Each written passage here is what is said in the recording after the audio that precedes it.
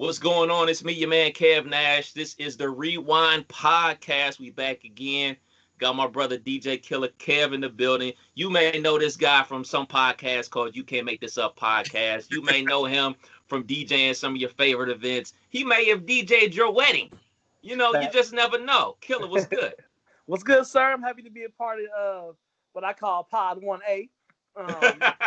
The Rewind Pod is one of my favorites, man. I'm proud of you for doing this during this quarantine and during this pandemic, taking me back to my greater times with no wife and no kids, just me in these streets. So, I appreciate you doing this and having me in for this one for sure. I'm glad you mentioned that because I'm sure you got stories. I know JG and I have stories about when this album came out around this time. And I just want to say to anybody that's listening to this podcast that I may be married to, this was a long time ago. I am not that person I used to be. So some of these stories, saying we're going to talk about because it's part of the era. So don't be mad at me. Very long time ago. Yeah. Great disclaimer, sir. Great disclaimer. Exactly. I got you. Mrs. Washington, I promise you, he's changed. He's reformed. Reformed man over here on the up and up. Love you, girl. And back again, my brother JG. Now, you may know this guy from scoring touchdowns. You may know this guy from teaching the youth. You may have seen this guy on your local TV network. You may have heard this guy on broadcasting football games on your favorite radio station. You may have seen this guy perform some poetry. You may have heard of this guy winning an Emmy. Nigga done won a motherfucking Emmy. Listen, I'm acting a fool with this Emmy all summer long. I'm doing this for the hood. I tried to put it on a chain, but it's too damn heavy. But for real, this 2019 Emmy it's been on a hood tour, and it's probably gonna go on another one at some point in time. But man. Right. It's not something I expected, but definitely something 2020 has been good to me. I'm happy to be back on the pod. Like when you said this, I'm like, ooh. I'm sitting there thinking about Mesquite t-shirts and jean shorts. Like I'm like, ooh, get rich or die trying. Yeah. This was, I'm like, yeah, like I can't wait to dig into this one. Bro, I don't even know if I even talked to you about this, man. So how did you actually win this Emmy? So basically what wound up happening was, I work for Buckeye Cable Sports Network, which is a TV station here in Toledo. That's where I do my sports announcing for television. So I do high school football and basketball for them. Every year they do, we do an ad campaign for football. Mm-hmm. And so the first time when I moved here in 2017, they asked me, they had just found out that I write poetry, and they were like, yo, you're dope. Would you mind doing something? So I did something, and they submitted it for an Emmy. I didn't know anything about it. And so a year later, when we come back to do the second one, they're like, oh, well, maybe we'll win the Emmy this time. And I'm like, what do you mean this time? And it's like, oh, well, the last one was nominated for an Emmy. You didn't know? And I'm like, nah. And they're like, no, you was nominated. So I was like, oh, okay, cool. So I was like, well, what do I need to do to make sure that I'm in the loop with this stuff? And so I wound up having to join the Academy. I joined the Academy and I had to submit the commercial, as the writer performer. And so the first year I actually submitted and did all of that stuff. I was nominated a second time, and I lost. I lost to the Cleveland Cavaliers, which kind of pissed me off because this was not like the LeBron James Cavaliers. This was like, so this is like the 17-55 LeBron Cavaliers. So like, how I lose to a team that got 17 wins? But what wound up happening was, so the third year, it was funny because the second year I thought was the best commercial. The second year was dope. And then the third year comes back, we run it back again, and I got the call her in June 20. You won an Emmy, bro. So hey. I'm like, hey, that's super dope. Yeah, so I didn't get to wear my tux and give some speech, some black. So I was gonna give a straight Black Power speech. Some Farrakhan. I couldn't do that, but you know what I'm saying, I did get the Emmy. You know what I mean? Brought home the jewelry. That's what really matters, man. So of course we are reviewing 50 Cent's debut album, Get Rich or Die Tryin'. It dropped February 6th, 2003. Something we like to do is remind people of the era. And one way we remind people of the era is remind them about what albums was out in 2003. So we're going to go through it real quick. We got Fab with Street That's not a Dream. real quick list. Everybody came out in 03. Right. Yeah, exactly, That's the exactly. Black album drop too, right? Yes, Yep. sir. We got Fad with Street Dreams, Little Kim, LaBelle Mafia. We got Oh, the Diplomats dropping with Diplomatic Community. Your Ooh, boy Chingy was out with Jackpot, State Property, Chain Gang Volume 2, T.I. Trap Music Killer. you We know had it. Joel Santana from You to Me.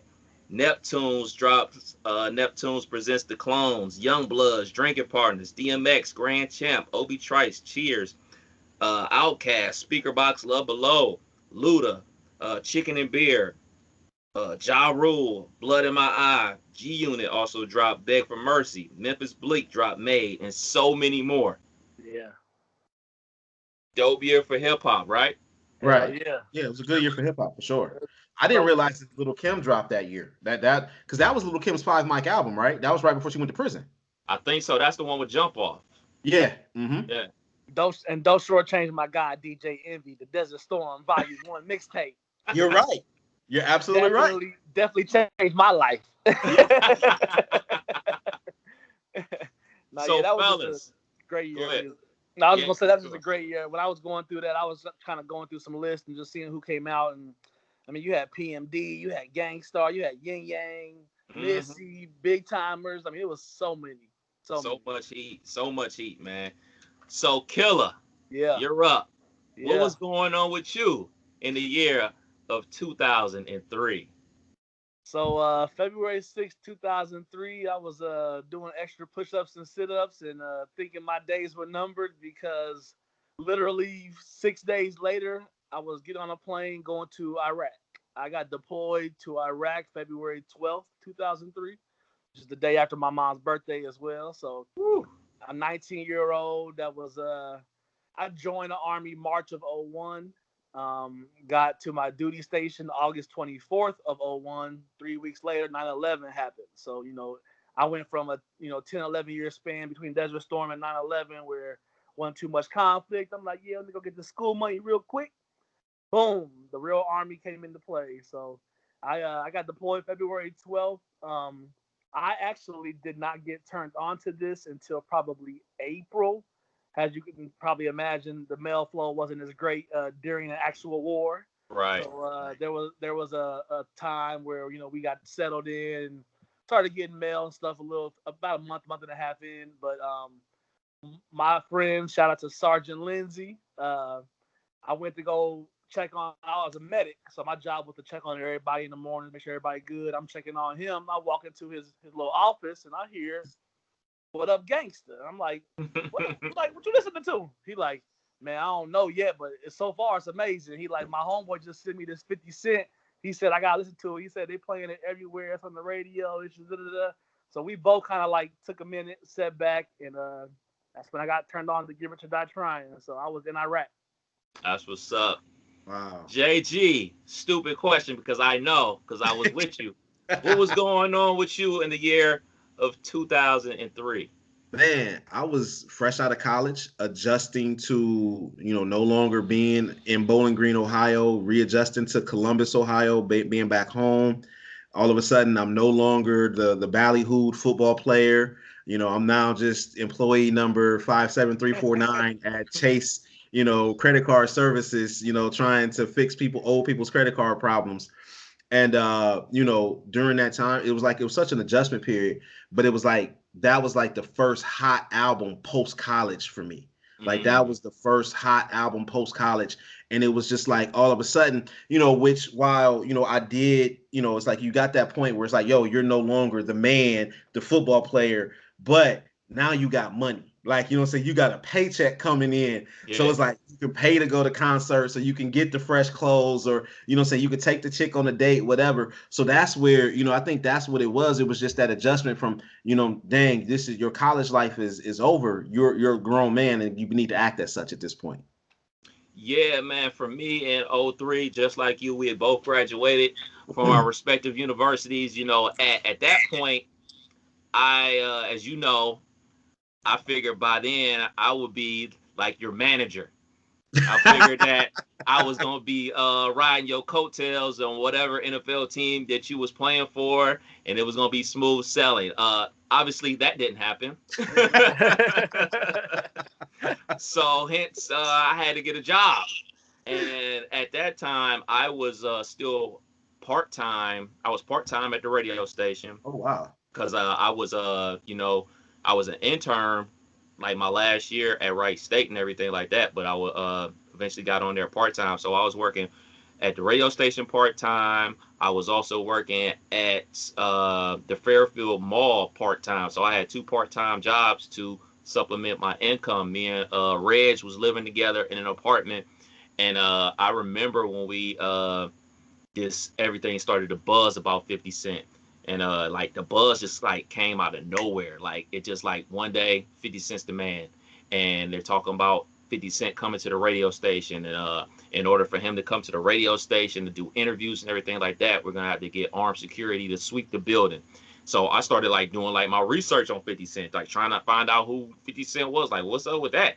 Then you like started to hear his backstory, talk about him being shot 9 times, and his beef with Ja Rule, and just like everything. Like you just basically went to your source, your Double XL, whatever magazine you could get your hands on to get some background information on this dude. Like, why is he so quote unquote mysterious? Like in all these types of situations, man. So that's like really where I was at with it. I was getting my feet wet in radio, working two jobs, just trying to, just like everybody else after graduation from college, trying to adjust to being an adult. We talk about having a paycheck coming in every 2 weeks. That paycheck at first seems good, and then until, what I'm saying, bills start catching up, like cable Right. bill, car insurance, phone bill. Then you finally have to get a car. Like, yo, you thinking shit is sweet, and then you start paying back them student loans. That paycheck just go just like that. Yeah. Right. Right. Quick. You got to be okay with, what I'm saying? You realize, oh, wait a minute, this ain't as much money as I thought that it was. I don't know who this nigga FICO is, but he taking all my money. Right. Right. Taking it with no hesitation. I'm gonna take that off the top before you even see anything. Yeah, man. So what was y'all intro to 50 Cent? Just this album? Nah, Yeah. actually, so true story. I had heard, I used to read the Source and Double XL all the time. Like I was every month, like I pretty much I'm mad because I lost my collection. Cause I literally had probably every double XL in Source magazine from about 96 all the way up to about '05. I had them all and I just had them in a box. And but you know what I'm saying? You would hear the little stuff about the underground, 50 Cent popping up. And I was like, okay, I want to check this dude out. And so the craziest part, I met this girl years before from New York or from New Jersey on AOL before we even went to college. I mean, Woo! This before, nigga because I said thought, AOL. yeah, chat room on AOL. And you know what I'm saying? We kept in contact. And so I hit her up and was like, because back then it was still kind of difficult to get the mixtapes in Ohio. And so, you know what I'm saying? I hit her up and I'm like, yo, I'm looking for this 50 Cent mixtape. Nobody in Ohio got it. And she's like, I got you. And she sent it to me. And so I can't remember what the mixtape was that she sent me, but I know Ghetto Quran was on that mixtape. And I think that was the song that caused him to get shot, if I'm not mistaken. But I remember listening to that mixtape and I'm like, okay. And I listened to that mixtape for a while and I was like, okay, this dude got something. And so when this album came and then all of a sudden you hear, boom, he signed to Shady. Boom, Dr. Mm. Dre's working with him. But you're like, oh, this is about to be really, really big. And like you said, his buzz got so big. So by the time it released, I'm like, okay, I got to have this album to see what it was about. And then that first time you press play, it was like, oh, okay. All right. I see where I'm at. Yeah, I'm glad you brought up the whole Eminem kind of quote unquote discovering him situation. When M heard the music, he immediately took it to Dre. And it Mm-hmm. was just like that. They gave him $1 million and said, "You a star? We about to make you a superstar." Welcome And to it was Shady just Aftermath. Shady Aftermath, just like that. And not only putting 50 on, it also put on Banks. It also put on other folks in the crew. You know what I'm saying? So it was just a domino effect. But all that doesn't happen without 50 Cent in the mixtapes. And Yeah. he gets a lot of credit for the mixtape era because he was still taking mixtapes and rapping over other people's beats and making them his own song. Yeah. And then he took the mixtape thing to another level where he started getting real production and making real songs on mixtapes. I know Lil Wayne took it through the moon when he Yeah. hooked up with Drama and them by basically making albums. But like 50 Cent set the blueprint for a lot of cats out there, man. So I want to give him his props for that. One of the Yeah. quotes that I saw too, it said mixtape game, like that DJ Drama even said, like the mixtape game before 50 and the mixtape game after 50. Like he Yeah. literally gets that stamp from the mixtape game. One thing I wanted to say though was like I enjoyed this kind of research and even like back then when you in war and like a lot of my military time just goes to blur. You know, like I don't know. I remember getting getting sent to like the woods for like 2 weeks. But it was when New York or Boston, whatever that was, when they was up 3-0 and lost. So Mm-hmm. like so like I left thinking that the sweep was gonna happen and came back to like what and missed all 4 games. Like so like just big sporting events and just big things I missed during that time. But like for this, we were probably April or May, probably April. I remember it being April that we was like for like a month straight, we were doing what y'all did in February. You know, so like Mm. we deployed over there. Everybody's getting mail. Everybody's getting the same tape. You go to one person's room, they on track 3. You go next down the hall, they on track 8. Like everybody listening to it. It was just crazy. Just a crazy time. For That was sure. that was that was a huge like eye opener for me as to like big hip hop artists like breaking through. I was into music and into all that, but I didn't really like focus in. Like I was really into a sports guy, and I never really like dove into music. But I would say by like my military time, 01, 02, 03, I started really digging in, and this was like one of my favorite. Like I played this for way too long. Way And too. there's definitely something to say about 50 Cent, man. Like he's a hardcore rap artist Yeah, and he crossed over with that music. He was on TRL, he was on, you know what I'm saying, everywhere as a hardcore hip hop artist who got shot 9 times, got shot in the face for goodness sakes, wearing bulletproof vests, yeah, you know what I'm saying, the whole nine, and that was able to cross over. Like I don't know if like a quote unquote hardcore hip hop artist can cross over like that. I don't see Griselda crossing over being on Good Morning America like 50 Cent was. yeah, Nah, yeah, like I think 50's story was so compelling. Like I think, sometimes I wonder like with the whole we have to sweep the building, we have to do that stuff through the radio station. I wonder how much of that was Interscope's marketing because we know their machine is one of the best in the industry, and how much of that was really just genuine what he had going on at the time. But whatever it was, it made for amazing marketing and it made him feel so much more authentic because Yeah, we all knew those stories. Like, yeah, yeah, it's like, yo, not to mention, it's like, dude, you got shot 9 times, like for real. Like, yeah, you're not, like, you're still sitting here. And it's like, it was like, wow, like this dude really is in these streets. So he's saying what it is that what he's rapping, he actually is doing. And we see now maybe that not wasn't always the truth. Or even if you listen to him talk now, you might understand why somebody want to shoot him 9 times. You right. definitely are like, yo, at that point in 2003, it was like, oh, okay, this dude is for real, for real.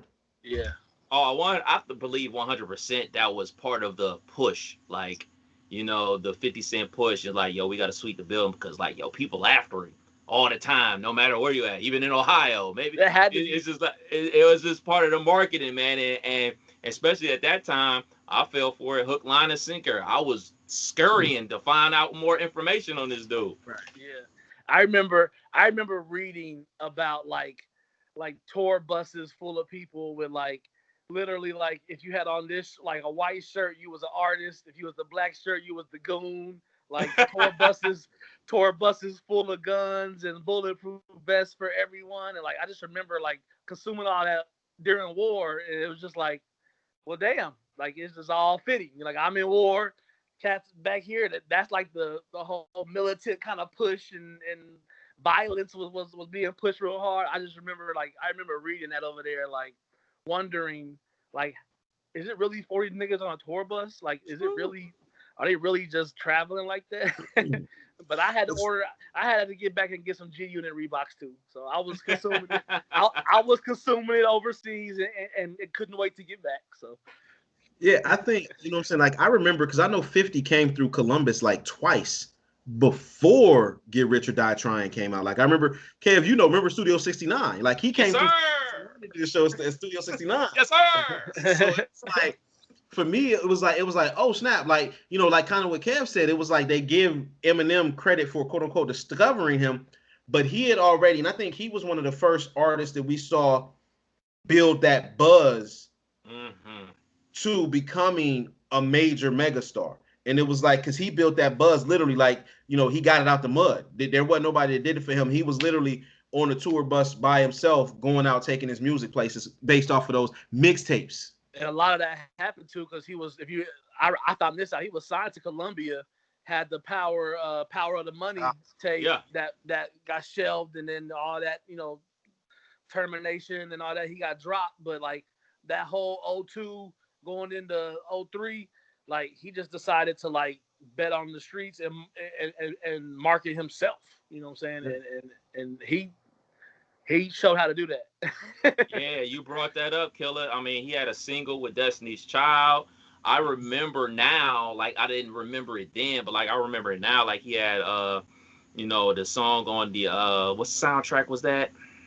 Into Deep soundtrack. Was that He the had a How to song. Rob joint? Yeah, How to Rob was Yeah. on the Into Deep soundtrack. So like, when you in the music heavy like I was, like you hear so many songs, but like if something don't pop and everybody ain't talking about it, you just keep it pushing to the next thing. So when that came out, like it came and went, and shoot, the joint with Destiny Child came and went, then he got shot or whatever. So like all that just like really didn't matter until Get Rich or Die Trying, like until this push came. Yeah, I think How to Rob might have been the first time that I heard 50 Cent. And I just remember thinking, like, that was a pretty creative song. That was a really dope song, But then, like, I think the craziest part about it is, Jay kind of immortalized it with the joint "I'm About a Dollar." What the fuck is 50 Cent? Yes, sir. It's like, oh shit, wait a minute, hold on a minute, because then all of a sudden, you got to look and see who 50 Cent is. Yeah. Yeah. Yeah, for sure. Yo, boys, ready for a track by track? Mm-hmm. All right, let's get into it. But before we do that, we gotta hear this. Yes. Track one.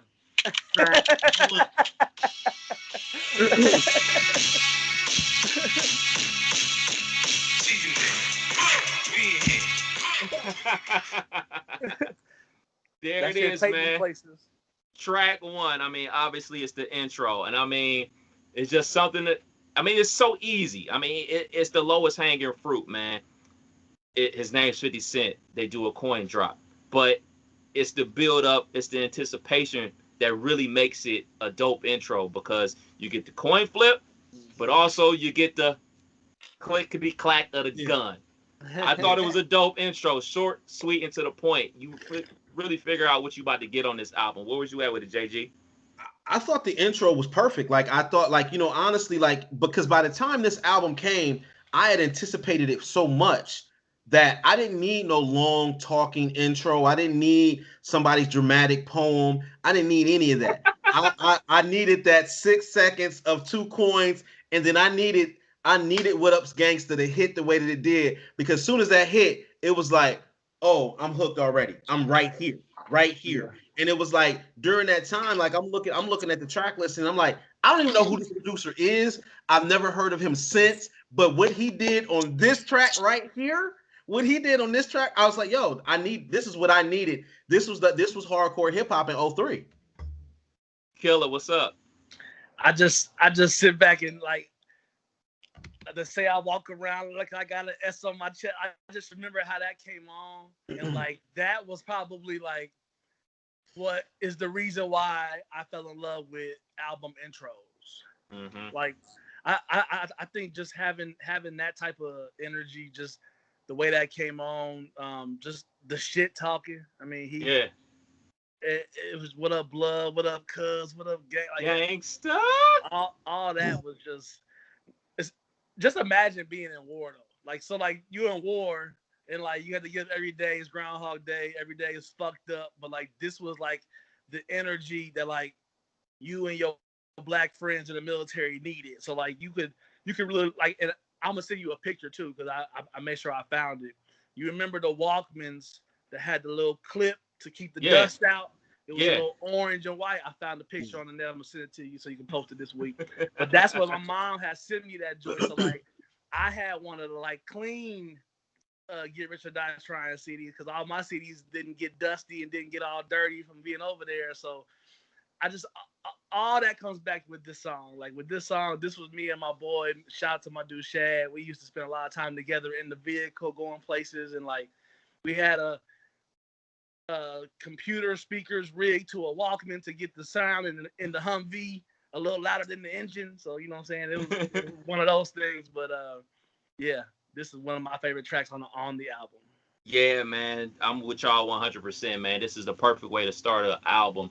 It's really an introduction to 50 Cent and the energy that he's bringing in. And he's not only representing himself, he's representing his crew. Because the Yeah, first words out of his mouth is G Unit. It's yeah, not, yo, I'm 50 Cent, I do this, I do that. It's not, I'm with Eminem, I'm with Dr. Dre, check me out. It's about G Unit and the movement that we're about to yeah. take We over the in here, game. Yeah. right? Right. We in here. Bo, What? it's going down. Yeah. Bo, I'm Yeah, around 50 Cent. You know how I mean, yeah. it's super catchy and something that I noticed by listening to this album like 4 or 5 times this week, man. Writing raps for him is easy. This is easy for him. This isn't work. This isn't like he's like, oh man, I gotta think of something creative to say, make people rewind and shit. I Mhm. Mhm. think writing rhymes for him is very easy. He's a very witty dude. JG, you talked about it, you know, him in his interviews and everything like that. He got Yeah. a slick ass mouth that make people want to kill him. But shit, that's that's why he's a good rapper because he Right. slays slick shit that catches your attention. I'm not gonna say he's like no Redman or Method Man, like he's got any type of like that type of lyrical ability, but he's a strong rapper. So I definitely noticed that going through there. So we Yeah. on the, go ahead, go ahead. I feel like 50, and he alludes to it later on in the album. He manages to be from New York. He manages to sound like he's from the South because he's got a little drawl to the way he speaks. But then he starts off the album with a very West Coast, what up, blood, what up, cuz, what up, gangster. Yeah, And all of a sudden now we're seeing a galvanization of all three parts of hip hop. yeah. You know what I'm saying? At that time. And I think that's the first time that we've seen that where somebody was able to reach out to all three parts and be acceptable in all three parts of hip hop. Because that was definitely at a time where we had just gotten over the East Coast, West Coast, and the South was starting to rise. And it Mm, was like, but you couldn't go nowhere without listening to 50. yeah, that's a fact. That's a big fact. So then we on to track three. Patiently waiting with Eminem. Now, I'll be perfectly honest. I used to love this song, but listening to it over this week, man, I feel like I'm missing something. I feel like it don't hit the same. Eminem did this beat. It's just it just don't hit the same for me the same way it used to. Where was you at with it, Killer? It still hit for me. You're like, I don't know about you, bruh. I've been Holla at me at patiently track. waiting. Holla, holla at me at track 7 with those remarks. But nah, patiently wait. I just that another one of those songs where it's like this whole the first 3 songs for me is like the by yourself brushing your teeth with your hair with your AirPods or headphones on back in the day, but like getting yourself together, like getting yourself mentally prepared for the day. This is another song that fell into that category of like me just getting my mind right most mornings and I rap. Like this is a very now listening back to it, I will say it it wouldn't survive now, but it holds too much meaning to me Okay. for it to still be a power song for me. It's still one of my favorites on the album. What's up, JG? Like for me, it still hits. Like I feel like, when you think about this album, that the first, those first 2 tracks specifically, arc that they put you on, it's like, whoa, like but like the What Up Gangsta hit so hard, and then Patiently Waiting, the way it was so dramatic with the production, and we all know M loves that dark production with Mm-hmm. the dark chords and keys, and so it was like I thought that it still hits for me. It's still one of those tracks. It's like I've been patiently waiting for a track to explode. Hold on. It's like again, then all of a sudden, and then on top of that, you get the Eminem verse. Yeah. Like Yeah. you get an Eminem verse that isn't that's not it's not the sophomore college frat boy Eminem. This is Eminem really spitting Eminem. And not like this track still rides for me to this day, especially when it's played in 1, 2, 3 order. This track still rides. And you got a love-hate relationship with Eminem. Yeah, without a doubt. I mean, I recognize Eminem as a dope writer. Like you cannot hate on what Eminem writes, this, that, and the third. But I do believe that he his a lot of the hoopla and hype that goes along with him is a function of the fact that he's a white person. Like, what I mean? Honestly, if Eminem was not white, if he was black per se, he would be Redman. He would be Method Man. Because they, and he's admitted that Redman is an influence of his. And it's Right. like that's no shade to M at all. It's just that when I listen to M, it doesn't give me anything right here. It doesn't give me anything right here. And that's no, again, on this track, though, this track, M brought it. Like M Yeah. brought it. This is the Eminem. Like if Eminem made a whole album of that M, I would listen to it and be a huge fan. But that's my thing with M. I just, I love, I recognize the dude is an amazing rapper when he wants to rap, but I can't. There's so many without me, the Slim Shady persona. I can do without the Slim Shady persona. Give me Marshall Mathers. Yeah. It's the money though. You're right. You're Thanks, absolutely right. thanks for reminding me because I was gonna say this is probably one of my favorite M verses. Like Ooh.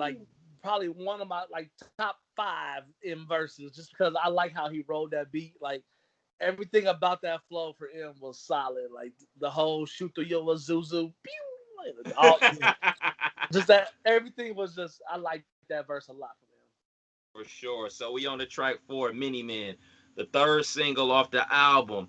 Yes, sir. Um, Pull off, pull right, right. Obviously, off. you got the video and the visual of this. It's basically telling the story about him being shot 9 times. I love this song. Yeah. The beat is crazy. The story flow is crazy. But something that I really want to harp on talking about this song is that we get a remake, 2 remakes from it.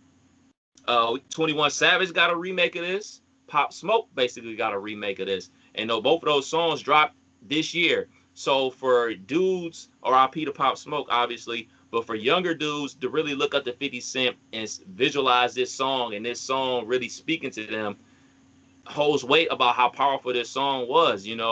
They're both living in well, not Pop Smoke, RIP again, but, they're in a place where, what I'm saying, they're coming up Mm-hmm. and they're getting money, and now people want what they got with, and obviously their jewelry, their money, whatever, their material things, and they talking about people wishing death upon them, and that's the same thing 50 was talking about on his version, the original version of Mini Man way back in '03. Where was Yeah. you at with it, JG? No, I think, what I'm saying, like Mini Man again, like, when you talk about the first 3 actual tracks on this album, Mini Man fits right in the mold. Like, honestly, I really feel like the first, say, 3 or 4 actual tracks on this album may go down as the 3 best opening tracks of a hip hop album, debut album ever. Like, it puts you right in that mode right now. And Mini Man is like, yo, you already know what you already know his history. You already know the lore that goes around 50 Cent. But then you get him talking about, Lord, I don't cry no more. I don't look to the The sky no sky more. no Just more. have mercy on me. It's Right. like, yo, like, this. It's really, really dope. And to this day, I still can ride with this track. To this day, I can still ride with this Yeah, track and still for get running sure. the truck. Where was you at, Killer? This is my favorite song on the CD. Um, Okay. and just because of where I was at, what I was going through. Like I can remember most days, me and my dude would pull up to people like our friends and just literally shout out the now these pussy motherfuckers put money on my head. Go and get your refund, Motherfucker, I ain't dead. Like Right. that was just our whole little our whole little thing, like being deployed, being in Iraq, seeing the amount of death that we had to see. I being a medic, I had to see it from both the war side and both the injury side. So like just this whole song right here just sits special to me. This is one of my favorite songs on the CD. That's what's up. So we on the track 5, the opening single, In the Club. It's so many things we could talk about with this, man. I'll go over a couple bullet points, man. This beat was originally for D12. D12 didn't like it. Oh wow. Dr. Dre said this wasn't intended to be a club song, but 50 took it to the club, so it's in the club. Yeah. Killa. Yeah. This is a mandatory birthday song. You're a Yeah. DJ. I'm sure you can touch on that. The video, him, Dr. Dre making 50 Cent, him running on the treadmill. You get the infamous Yayo dance, the debut of that. It's so many Right. things we could talk about with this song, and it still rings out to this day. JG, where was you at with In the Club? Yo, I mean, iconic. Forget. I mean, when you got Oprah talking about how dope you'll be, this is kind of going back when we talked about when we did the documentary. This is Dre at the peak of his powers, and this is 50 taking it to the club. And I mean, it's just like, yo, you can't front on the beat. As soon as that beat starts, it's like, yo. And then let's be real, where we were in the Studio 69 hotspot era of our lives, the butt naked at Tiffany's and etc. When this joint came out, we was like, yo, like, it was like, yo, this joint, you knew that when the DJ was gonna play this, and you knew that she was gonna be extra loose during that song. You knew that you was gonna put your hands in places that she probably would be mad about on any other song, but on this song, you was good. Like, it was this particular song. Like, there's so many good memories that go along with the song, but it's like, all of a sudden you're starting to see 50 is more than just a gangster. He actually is a dude that likes to have fun, and this song conveys that very, very clearly. Yeah. So one thing I wanted to share about this song was that, again, deployed, I missed all that. So I didn't really know. I didn't really know that, like I knew that was a good song on the album. I knew that it was quality. I knew it was gonna be around. But like, there's only a handful of songs that we never stopped listening to, and I say that in like a radio term. Like, this song gets played yearly. It gets played holidayly. I'm gonna make that word up. Like, it gets played. We haven't stopped listening to it since 03. And like, for me to get home from Iraq, I got home in August. So like, for me to get home August, September, kicking it, getting back out in the streets, and like, it's still being just slammed down your throats. Like, it was just a song that I found out later the impact of it. I didn't know it was that song. Like, it was the crossover song. It was the radio song. It was the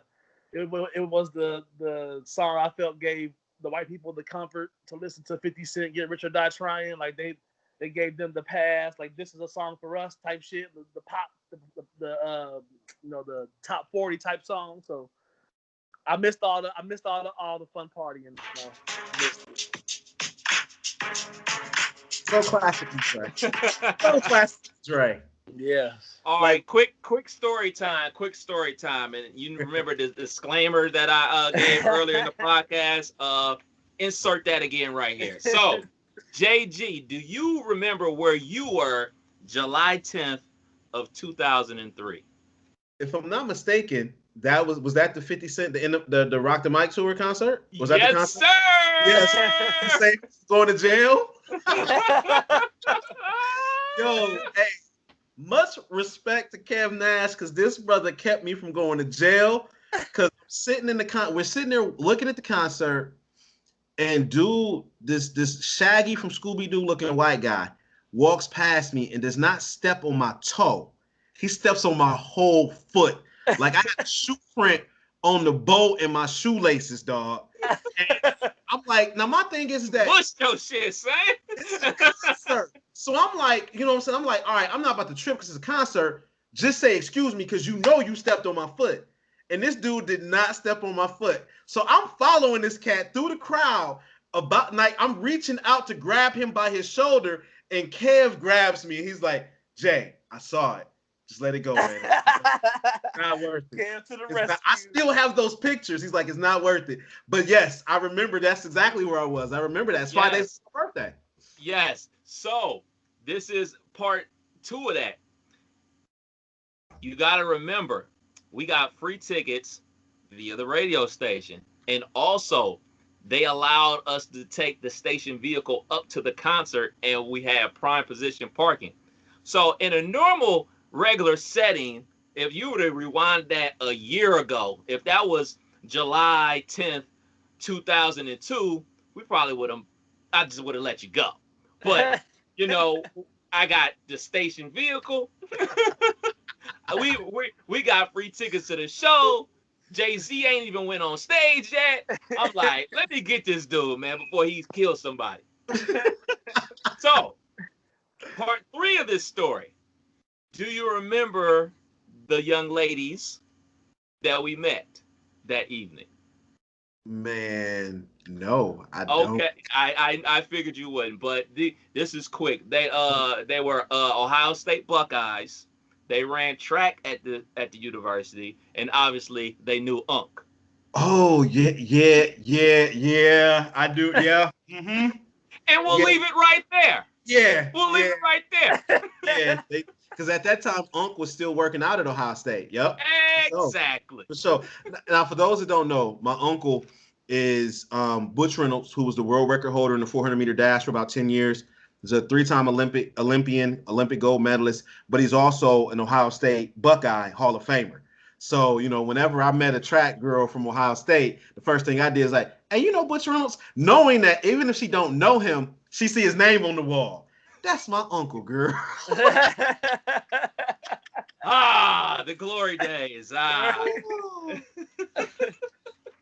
So moving on, because we're gonna leave that alone. Track 6, High All the Time. This is a major skip for me. This was a major skip for me then. This is a major skip for me now. Where was you at with it, Killa? So this was a song that I enjoyed just for you know how we always talk about songs like we like just a filthy rap and just lyrics that just like this was like before I smoked weed. This is how I imagined it being to songs like this. You know what I'm saying? Like so, High All the Time. I find it funny though because 50, to my knowledge, if I'm not mistaken, he's pretty said this numerous times where he don't smoke. You don't drink. He never has. So like to make a song like this and you've never really done it, then it's kind of like But at the time I was just a fan of the thought of getting high. You know what I'm saying? So like so this was definitely a song that I just like for me was cool. But it was headed towards the skip because the next one is the skip. So it was headed towards the skip. Where's you at with it, JG? I mean, honestly, it was always a skip for me. I looking back at what was going on around that time, I believe that was around the time that Styles P hit us with the "I Get High" joint, and at that point, I mean, I guess it had been going on for a while, but rappers were being more and more honest about the fact that they smoke weed, and honestly, has moved us to this whole, removal of prohibition for marijuana. That we're going through currently. But it was always a skip for me. I just felt like, there's probably some smokers in the world that loved it. You know what I'm saying? I personally was not, honestly, I think I got high for the first time like 2 years ago. I was in Oregon. It's a long story. But, you know what I'm saying? At the same time, like, I just felt like, this particular song was one of those ones that we could have erased from this album, and I wouldn't have missed it at all. Yeah, I'm with you the same way, man. There's just so many better weed songs. I mean, obviously, Lunis, I got 5 on it. You talked about Styles P. Shoot, Snoop, Gin and Juice, Keith Murray, Get Lifted. There's so many better weed songs than this. So we have already spent too much time on it. So we're on the track 7, Heat. It's all right. For me, it's alright. It's not a skip. It's just alright. To use one of my brothers saying, if I was playing the album just in the house, cleaning up the crib, and it comes on, I'm not running to skip it because I can't stand it. It's just alright. It got the gun sound effects in the beat and everything like that. It's alright. What was The you at with only it, JG? Oh, go ahead, Killer. I'm about to say the only part of this song that I sing is "I'ma kill you." I ain't playing. Like that's the only part that I find myself kind of like humming, because when I heard this song, to me, I used to always think like, if 50 ever kills somebody, he going to jail, because like he literally tells like you can play this motherfucker in court, I'll kill you. I ain't playing. Like, Yeah. and back then especially, like, they hold your lyrics as the Yeah. gospel, you know what I'm saying, Yeah. to some people. So I used to always just think back like, man, this is the ultimate. He better not ever get in no shit, because they gonna use this one. So just never was a fan of it. JG. Yo, honestly, this may be my favorite track on the album. Woo! Big Like disagreement. this is I'm honestly, like, it's definitely top 3 for me, and I'm gonna tell you why. First of all, I thought the beat was brilliant, using the gun cock, and then the gunshot is the snare. Mm-hmm. Like, now all of a sudden we've got gun sounds as percussion. Like, I was like, yo, Dr. Dre is really on something. But again, this is Dr. Dre in his bag. Yeah. You know what I mean? This is Dr. Dre in his bag. But then also, like, to be completely honest, there are poems. I wrote a poem based off of the lyric in this song, and I'm about to say the lyric right now, where he says, "In the hood, summertime is the killing season. It's hot out this bitch.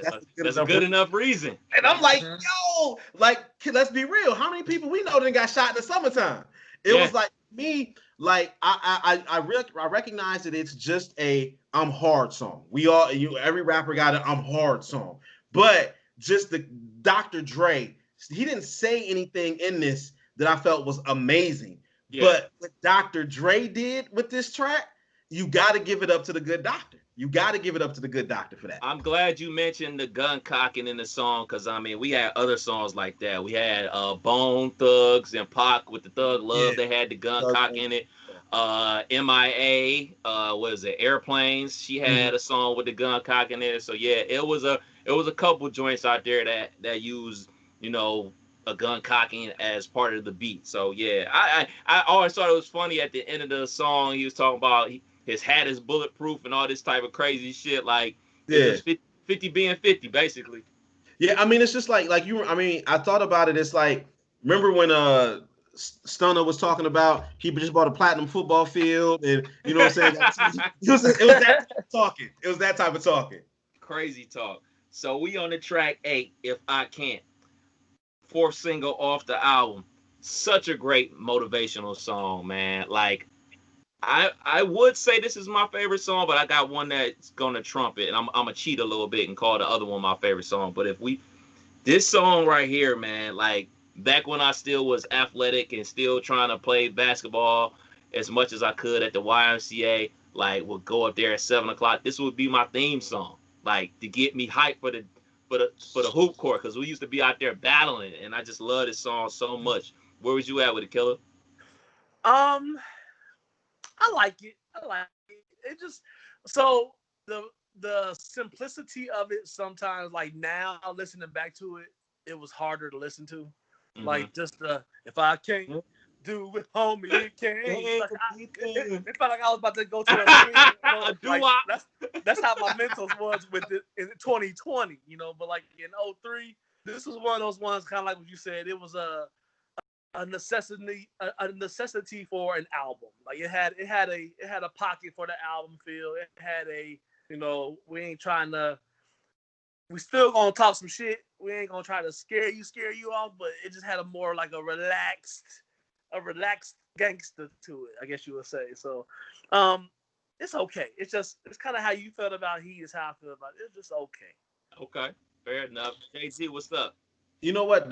What sticks out the most to me about this track, and this is gonna sound crazy, but remember the S. Carter mixtape came out that summer.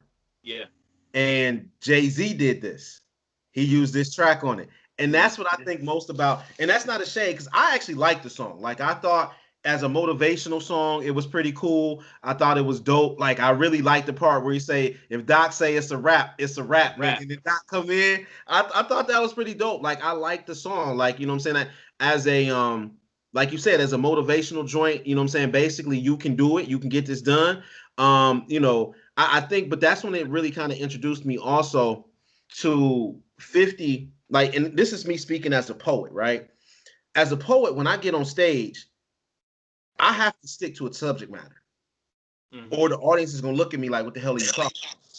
Whereas with rappers, they can give you this inspirational quote as a hook, but the verses ain't got shit to do with it. And that's when I was like, "Yo, you know, where are we going with this?" Like, bro, there's so many things that, given your trajectory, you could have talked about how you were able to do something, but we really just got regular street shit on this particular joint. Which I love the track, but for some reason, I whenever I think of this song, I think about Jay-Z doing it more than I think about the original. That's fair. That's fair. So then we on the track 9, Bloodhound with Young Buck. You know, I remember Young Buck when he had his short stint on Cash Money. And it was so surprising, especially, you know, the era that we grew up in.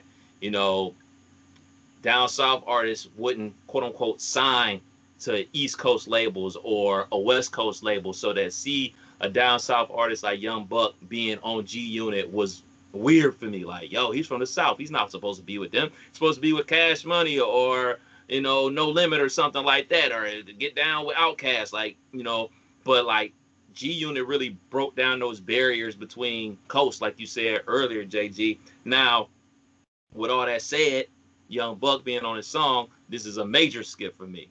This is big time skip for me. This song is trash to me. Where was you at with it, JG? All right, so here's the deal.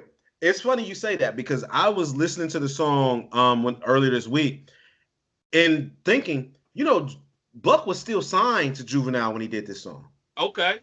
He was still signed to Juvenile because in the track, and I'm reading his lyrics, he says, "I represent it because I'm in it. UTP till I'm finished. Juvenile that can't stop us. I admit it and I live it." And so, you know what I'm saying? He was still like, because remember, there was a whole thing with him, 50 Cent taking him off of Yeah. Juvenile's UTP and putting him on G Unit. And like the song is a huge skip for me on the album. It's a huge skip. Yeah. But it just every time I hear the song now, I just think about how sad I am that Buck and 50 fell out the way that they did, and we never got more Young Buck because Buck's first album was Straight out of dope, and I Cashville. I wanted liked more it. Buck. And it's like I really just wish Fifth would just let this dude go because it's like, you know, I think Fifth said he owes him like $300,000. I need somebody to donate $300,000 to Buck so that we can get another Buck album and get Right. off of this, because this thing went that beef then went so many different ways of, you know, 50 saying that he's, you know, with transvestites and Buck crying on the voicemail and all of this stuff. And it's just like, come on, man. Like, can we just get back to the hip hop? Can we let this dude get back to rapping? Buck done been to jail. He done been home, done been back to jail. It's like Buck's like 50 ruined Buck's life. And this is why, you know, 50 guy. 50 is a bully. Where was you at with a Killer? Definitely a skip. I mean, I love the pump crack. I love the stay strapped. Like that hook to me was But y'all don't hear me though. yeah, trash. Just not a fan of it at all. We can move on. Keeping it pushing the track 10 back down. Now this is the song that, for all intents and purposes, ended Ja Rule, and not only Ja Rule, but put a stamp on Murder Inc. Yes. Yeah. This is a vicious diss record. Now remember I Vicious. talked about how I think writing comes easy for 50. Like he could go in the booth, hear the beat, write something, and it's witty because he's a witty dude. This is one of the few songs on this album where I think he took his time. It was very calculated about what he wrote down and what he rapped. It's vicious. This shit is vicious. I don't think this song gets enough credit for how good of a diss record this is. I wouldn't put it. Maybe I would put it up there with the Drake diss to Meek. Maybe it is on the same level as No Vaseline. This ended Ja Rule. From '01 to '03, I did the Ja Rule has 7 like top Billboard charting hits, and after nada. And he had a couple of Jones. He had with that one New York with Fat Joe and Jada. Like that was the shit. But Yeah. this song ended Ja Rule. And then I, you had the It might have to be top 5. It I, might have to be. I think I agree with you because when I was listening to it, I was feeling the same way. Like, damn, we didn't really give this song the proper credit. Like the nigga said, you sing for hoes and sound like the Cookie Monster. Like, ooh, like, but you know what though? I think the thing is though, is that we were so tired of Ja Rule by the time this song came out. That was the thing, is that from like 99 to like '03 when this dropped, we were Ja ruled to death. yeah. And then and Non-stop. that's hats off to Ja for what he did, but we were so tired of him making songs for the chicks and singing, and like he said, he sounded like the Cookie Monster. Like it was the perfect diss because it was true. And I think that's the realest thing about this song, is that it's like, yeah, this is true. Like, oh, That beat. mhm. I mean, he crushed him, man. Where was you at with it, Killer? In my notes, I just wrote Jeffrey Atkins beat down. Like that whole little thing at the end with the boyfriend, girlfriends, whatever thing was going Oh on. man. Like this was probably like, it's, I won't put it up there with the No Vaseline, but I will say that it ended someone's career. I feel like this really put Ja Rule in a spot that he couldn't get, in a hole he couldn't get out of. Yeah, I mean, it's brutal. It's brutal. it was ugly. I mean, and I think the most brutal part about it is that like the lyrics of the song was bad, but that outro with the dude talking about Jeffrey Atkins. Oh, Yeah, that was I didn't know what bad. his real name was until then. I was like, oh man, it's like, man, I will jet Li his ass. I'm like, oh. Man, it's a brutal diss record, man. Like we Brutal. said, man, it ended Ja Rule's career for all intents and purposes, man. I mean, they still going at it to this day. You know what I'm saying? Yeah. And their beef is real. You know what I'm saying? It's real street beef involved with it. So obviously that shit's never going nowhere. So we on the track 11, I PIMP. wanted to ask Go, you, go ahead. do you think that it was on purpose to put something like that in front of something like PIMP? Like Mm. just like the weight of that song and what he was doing, and then have something like I'm a PIMP. Like I just feel like that was calculated as far as like we gonna Hey, talk man. we gonna talk Everything 50 does is calculated. true. True. Everything. True. So we on the PIMP. Now, back in the day, obviously I love this song. Today it's the song seems a tad long. Like, Yeah. like I don't even, how long is this song? It's Uh 4 minutes and 10 seconds. Yeah, okay. It just seems like a very long song. Maybe it's just like the way music is made today. Most songs are like 3 minutes at the most. But it Right. just, it's still cool. But this speaks to what you were talking about, JG, about the opening song, and him doing a West Coast song. This is almost like a down south record right here. Yeah. Like 50 has talent. He's a songwriter. And how we talked about on the Game album, how he helped the Game come up with concept songs for his album. Like this shows the type of writer and mind he has to write hit records. You know what I'm Yeah. saying? We can talk about, you know what I'm saying, the mixtape guys and the battle rap guys and how dope they are or whatever, but it's a true skill to be able to write a hit song, and that's what 50 Cent did with PIMP. yes. Yeah, I mean, like I tell you what, every time I think about PIMP more than anything, I think about the remix and how Snoop jumped on it. And it was like, what was more perfect than having Snoop jump on a remix? Yeah. But then I also think about, remember at this time, that's when 50 was also doing the Pimp and Curly thing, right? Remember he had Mm-hmm. the curly wig? And Yeah. again, I thought the first thing I thought was, this is 50 expanding from just being this gangster to really kind of expanding to make himself more accessible. Like, hey, yeah, I shoot niggas, but I'm cool too. Like, I'm funny. Like, see, you know what I'm saying? Yeah. And I really thought that like the remixes and then that Pimp and Curly character that he played, it really set up a lot of things for him, you know, bringing in new audience as well as probably some of his acting career. Yeah, probably. Yeah. For me, with this song, I remember just that whole island vibe at the beginning, like that was like being born and raised in Ohio. Like when I would vacation to the beach or vacation to the ocean, that would be the vibe. So like when I heard that song, it just put it in a certain bag for me. And then for it to be one of the better songs that he's done, I think solid song. Still to this day, I play in the club in PIMP. Not so much PIMP, but I still have played it quite a bit. Quite a bit. That's what's up. Yeah, I think it's a classic. You know what I'm saying? I don't Yeah. think it's I don't think it's iconic, but it's definitely a classic. Definitely. So we on the track 12, Like My Style with Tony Ayo. This song is a big skip, not because it's whack. It's just super dated. This screams 2003 to me. It's super dated. Where was you at with it, Killa? Definitely. This is so. I'll give my total numbers at the end, but this is one of my skips. Never really got into it. Never really liked it. Never really vibed out with it. Like one thing I thought about too is not even being funny, but really being like I never really had the time deployed to go from track 1 to track 18. It would always be something happening where you had to stop, you had to go do this, work call, someone needed something. So it's like I came back to the CD, it'd be past like we down to like Poor Little Rich 21 Questions type stuff. So like Yeah. it never like even in a long like a car ride.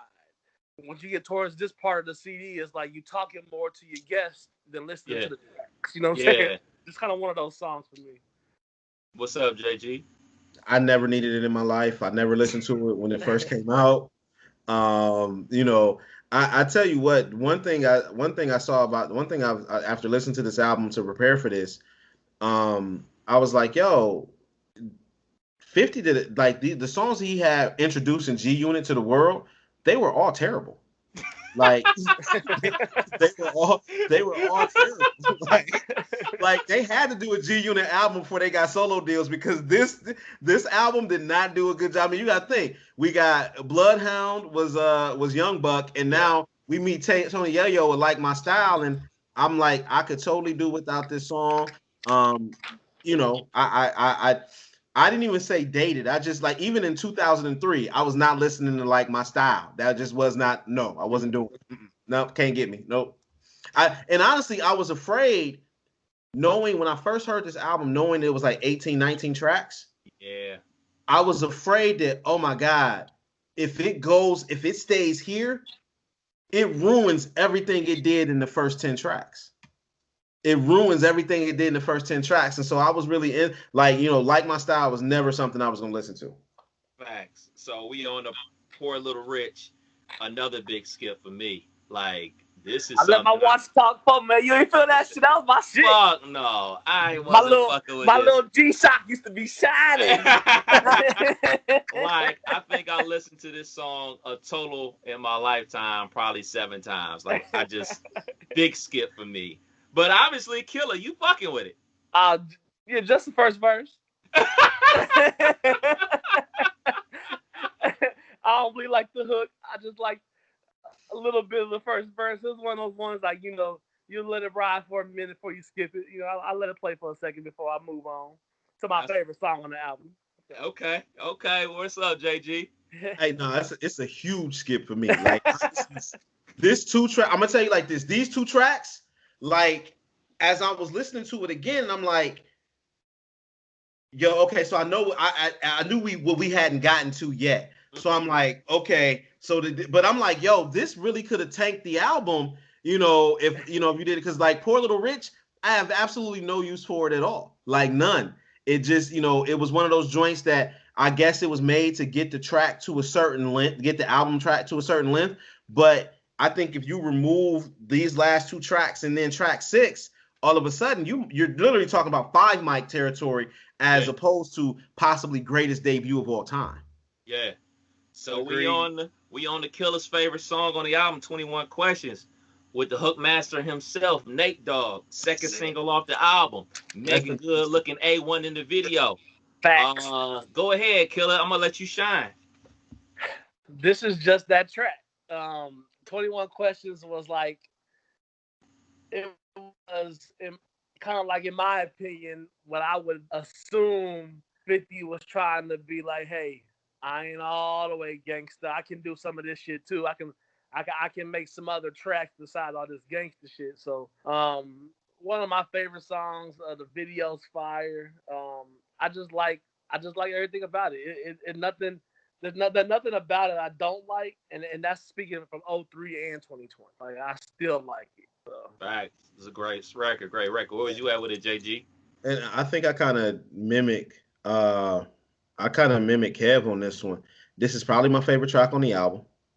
And at the same time, I feel like it was so relatable to dudes. It's like, you know what I mean? Like for men, it was a way for us to be vulnerable but still be hard at the same Yeah, time. Because every one of the questions that he's asking, we've all asked those questions of ourselves with regard to the women that we choose to be in our lives. And so I thought it was like, I thought it was dope. And then at the same time, it's Nate Dogg, bruh. Like mm. Nate Dogg. R.I.P. Nate Dogg.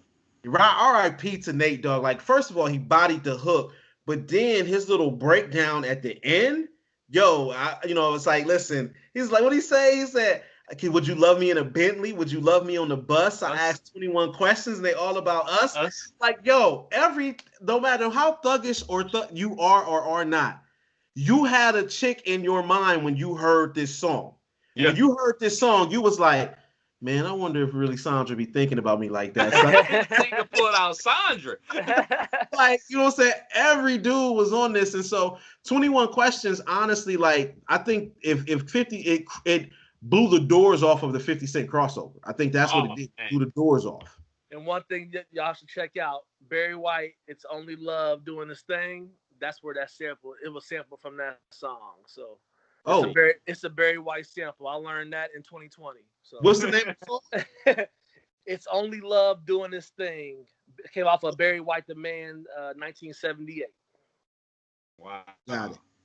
I'm gonna check that out my damn self.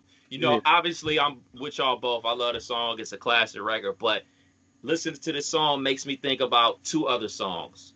One, it makes me think about a song that's on this album called Back Down. And it makes me think about a certain artist that he's talking about, Ja Rule.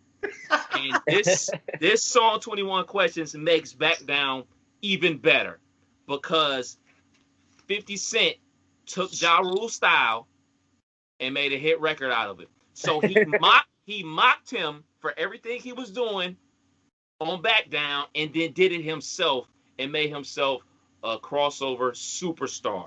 This is the exact same song as Put It On Me. Same fucking song. Same song. Yeah. Sing for hoes that sound like the Cookie Monster. Well, guess what? I'm about to sing for hoes that sound like the Cookie Monster too, and cross over and make a shit ton of money. Shouts out to 50, man. He's a Hey, man, 50 told them go ahead and switch the style up, and if they hate, to let them hate and watch the money pile up. Hey, man, like we said, man, everything 50 does is calculated. So we on the track 15. What is it? With Banks and M, Don't Push Me. Yep. I fucks with this song. I fucks with this song heavy. And you know what? Lloyd Banks got the best verse. Agreed. Lloyd Banks out raps Eminem, which is, I mean, I never thought it was like that big crazy deal. Like, I mean, obviously 50 Cent is 50 Cent, but I've always said Lloyd Banks is a better rapper, but 50 Cent is just a superstar. Like, those two things can be true at the same time. Like, kind of like how, I know this is a little off, but Murphy Lee is a better rapper than Nelly, but Nelly is a superstar of the Saint Lunatics. Like, that's just how G Unit works. Like, Banks can rap his ass off. I always fuck with this song. This is a great album cut to me. Where was Yeah, you at with it, Killer? definitely. I feel the same. Great album track. It had some sneaky catchies in it. You know, some Yeah, yeah. sneaky little catchies that kept you remembering this track way down in, after hearing 15 other songs. You know what I'm saying? So there was one. It's a solid album song. Um, it, don't push me. I fuck with it. I fuck JG, with what's up? Yeah, I mean, I fucks with it. Like you it. said, I think the best description was it's a great album cut. I do agree that Banks had the best verse on the joint. Banks had the best intro, and you're right. Banks was the better rapper. I don't think he was as charismatic as 50, and that's why he Right. didn't blow or last as long. But as far as actually doing as far as the actual rapping, the writing of it, Banks is, very slept on with how good he was with it. But I fuck with the song. Like honestly, like the "Don't Push Me" idea, the production that Eminem puts on there, Yeah. like M did his thing. Like we all know that if M is producing it, it's about to be dark as fuck. It's gonna be sad and depressed. But I fuck with it. It's like, okay, all right, this is what you do, M. Cool. But nah, I thought it was dope. It was a dope mess of MCs. Like, Emmett, like Banks was the only member of G Unit that belonged on the track with M. Facts. That's a big fact. Yeah. So we on the track 16, Gotta Make It to Heaven. Now, technically, this is where the album ends, but we got a couple bonus cuts we're going to get into. If we weren't doing the bonus cuts, this would be the perfect way to end the album. I mean, it sums up everything that he's been talking about on several songs on the album. It's a solid album cut. It's not something that I'll probably ever listen to again since I did the rewind on this, but it's still a solid cut. Not horrible, not great. Album cut, solid way to wrap up the album. Where was you at with it, Killer?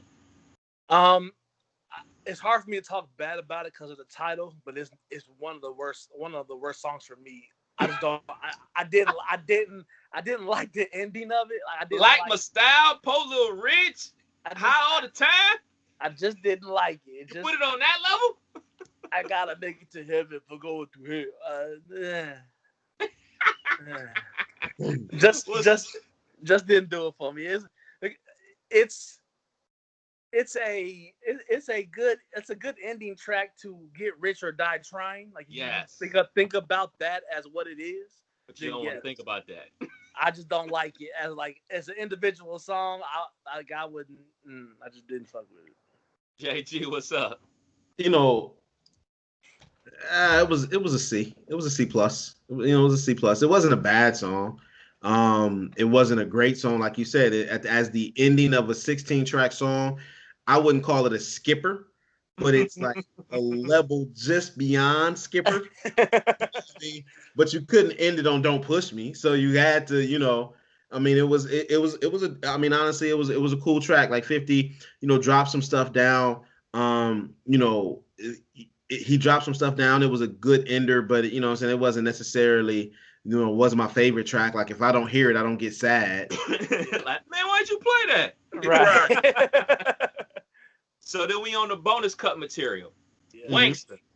Obviously, this was on the 8 Mile soundtrack. The video had his oldest son in it back when he was a little dude and everything like that. And this is when the 50 Cent push really started. This is where, everybody got to see what the talk was all about. And, the term wankster was a brief in the dialect of us for a hot second. Really didn't stick on, really didn't last. It was a cool song. Nothing great. It was all right. Where was you at with it, JG? I mean, I think at the end of the day, damn, homie, in high school, you was the man, homie. What the fuck happened to you? Like that, we will never forget Wankster just for those lines. Like that right there in and of itself was classic. And so we will never forget that. I think that might have been like the second 50 Cent song that I heard. I think it might have been on that mixtape that I had or something along those lines. But that was like, it was like, okay, you say you say you a gangster, but you never pop nothing. But those lines, are iconic. Like we will never, to this day, we still see him be like, damn, homie. Like, we still say it. So 17 years later, it still matters. You can't take it away from it. It's a classic. Killa, what's up? So I did not know this then, but this is actually one of those songs that kind of made the dump from when he got dropped and he had like a year to kind of put this together. This came off of the No Mercy, No Fear G Unit mixtape. Okay. Okay. This was like their second mixtape, but he pulled this down and brought it along for the ride because it was a quality song. Wanksta is probably one of my favorite 50 songs. Just a solid track. The lyrics, the catchy. You still say them today. I did not know though. I didn't realize anyway that this was like a bonus track. I would have always thrown that in the pile of Get Rich or Die Trying hits. You know what I'm saying? So Yeah. not knowing that he really only had like the top 5 hits was In the Club, PIMP, and 21 Questions. So I would have thrown that right up there with it. It's kind of like one of those hood classics. So. Yeah. Now for me, we on the track 18, and You Not Like Me. Like I remember I said I was gonna cheat. This is my favorite song that's on here. This is off the Guess Who's Back mixtape. Now, the difference between this song and every other song on here is I truly hear the hunger for him to be somebody. Be it an actor, be it a rapper, he wants to be somebody. I'm not like you not like me. He's actually spitting on here because I don't think people ever confuse 50 Cent for a lyricist. But he's actually spitting lyrics on here. I fucking love this song. I've always loved this song. Where was you at with it, JG? Nah, I do. It's just another one where I think I knew that it wasn't necessarily a track specifically from this album, but I think it's like You're Not Like Me. It's like, yeah, like I felt that. I felt like it was a dope joint. Like I felt like 50. Um, like I said, it is probably one of my favorite tracks on the album because I mean, like literally, you're talking about no, bro. I'm built different than you. Yes. And growing up as an athlete, you had to feel that. Like, when I stepped on the field, you ain't got my jersey on, you ain't like me. You don't know what I've been through. And honestly, I was like pseudo hard and stuff on the football field. But 50, like, you know what I'm saying? He really like he bodied this joint. And you know what I mean? It's like the hook. If you get shot and run to the cops, you're not like me. And then it was the excellent marketing because you knew he had already been shot. And it's like, damn, Yes. but you get shot 9 times, you ain't got to call the police. Somebody gonna call them for you. Right. Right. So I mean, I did this song for real, for real. When you think about the 50 Cent's greatest hits, You Not Like Me has to be amongst those. Facto. So then we on the last track on here, track 19, Life on the Line. Big skip. That is Big skip. that is the skipper. Big skip. That is the skipper. Yeah. You on your own. I mean, you know what? I mean, I felt like he was trying to take another shot, yelling out murder on the joint. Murder, I don't believe you. Murder, I don't believe you. And I get it. Murder. It's like you come back. I just felt like, man, like, dude, you already bodied this dude. He's laying there in a pool of blood, and now you want to run back and kick him. Like, nah, bro, you ain't got to do that. He dead, man. It's okay. I always felt like with bonus tracks, if it was tracks, you got a good bonus track and a bad bonus track, and like this was the bad bonus track. Yeah, I did not like it. Could have left it off. Could have skipped it. So obviously this is 50 Cent's best work. He's dropped other albums. He dropped the Curtis, the what was the second album he dropped? Massacre. So he's had other albums, but none of them lived up to this, his debut work. So my last question for y'all fellas, man, how do y'all view 50 Cent today? Obviously 50 Cent has gone into fashion, alcohol, producing, acting. I mean, we all watch Power. He has that other show on ABC for Life, which I haven't checked out yet. But since we about to be on lockdown number 2, probably gonna watch that. 50 Cent, Vitamin Water. Like 50 Cent is a legend in the game, man. So how do y'all view 50 Cent today, 17 years later after his debut album? I just say I look at 50 like he is marketing. 50 is 50 is marketing. He showed the way of marketing. He showed how throughout everything he's been through, throughout all the bullshit, he kind of like put everybody in and to still kind of be where he at. Like 50 Cent bet on himself, and he continues to bet on himself, and like it or not, he's getting to it. So I've just always looked at 50 as like a marketing guy. He he quietly out of nowhere became like this powerhouse producer, and like Mm-hmm. this name that was going to get mentioned with the you know Issa Rays and just other like avenues of his world. But you got to remember he came from this. He came from Yeah. he came from the bulletproof vest. He came from the all that. So just to see what kind of how he evolved and stayed relevant. I love his marketing. What's up, JG? I think with 50, man, 50 is probably one of the. I don't think we give 50 enough respect. Honestly, I Mm-hmm. don't feel like we give him enough respect. I don't feel like 50.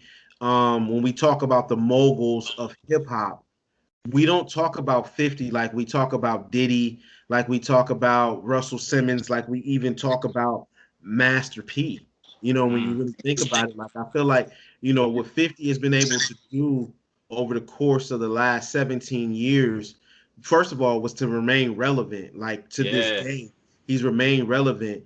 And, he's taken social media and made it a marketing thing for him. I don't think we give him enough credit for like how smart he is. Like, cause Yeah. now we ain't heard of 50 releasing an album in how many years. But at the same time, Probably those Kanan mixtapes back when Power was like on season 1 and 2. yeah, like you know what I'm saying. With that, like that's the last time we heard of him releasing music. But 50 has transitioned into this dude that's giving black voices hope on television. Like Yeah. and using and flipping that, he's made smart decision after smart decision after smart decision. And it's like, can you really like after you say when you think hip hop moguls and you think Russell Simmons and you think Diddy and you think Hove, you know I don't know very many other people, maybe Jay Prince, maybe Master P, but you got to put 50 is in that top 10 of hip hop moguls of all time. I mean, Oh, because for sure. honestly, we're going to be watching Power for like the next 5, 10 years. Right. Probably. Yeah. Another thing about 50, man, he executive produced Pop Smoke's album.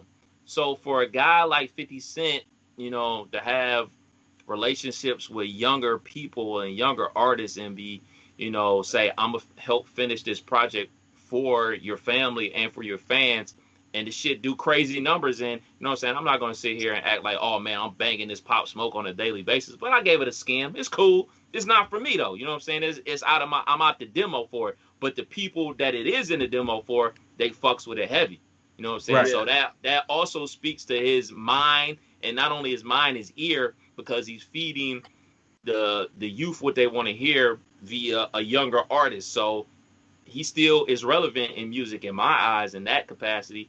Also, another thing about 50, man, I think he's like almost Teflon, man. Like he gets away with saying the craziest shit, and people all brush it off. Man, no, that's just 50 being 50. But Right. like with the shit that he said about uh Biden and the 42% tax increase in the state of New York and like vote for Trump. Everybody views things that 50 Cent said, especially now, as him trolling. Shit. He was with Takashi for a hot second. Like, Yo, I was just gonna say that because that go get the strap joint. I was still bang that right now. Like that go get the strap joint. I'm thinking like 50 aired that all the way out. yeah, Like it's like that's probably the hottest that I've heard 50 in a long time. But he aired that go get the strap all the way out. yeah, man. So this dude is like I won't say he can do whatever he wants, man, but like he's on Instagram. Excuse me. A lot of these celebrities they have, what I'm saying, they're people running their social media accounts or whatever. But we know 50's running his shit because of the shit that he posts. Like, Yeah. Yeah. you know what I'm saying? Like, I mean, I hate to bring up a sore subject, but shoot, when Meg got shot in the foot by Tory Lanez, know what I'm saying? He's jabbing her with memes. Like, nobody's safe with 50. You Yeah. do something crazy or something wild happens to you, he's poking fun. And his personality and his wittiness allows him to get away with it because people always brush it off as, oh man, that's 50 just being 50. He's just joking. But you know what I'm saying, if somebody people don't like a Tekashi or Tory Lanez for that matter, or, you know what I'm saying, another celebrity do it, they are going to get barbecued on Twitter, especially black Twitter. And one thing I wanted to say too is he low-key Kevin Harted this situation because this came out in 03. The movie came out in 05. So that's literally like, let's ride the wave. Let's enjoy all this torn. Let's get all this money. And With then the let's do it soundtrack. again. Yeah, and then let's do it again with a movie. And like, you know, that's when I actually seen that movie, kid. You'll be happy. Hey! Because that's what I do. Nah, but that was just like for him to have an album in 03, the movie in 05, to eat off of years off of this whole concept, like brilliant.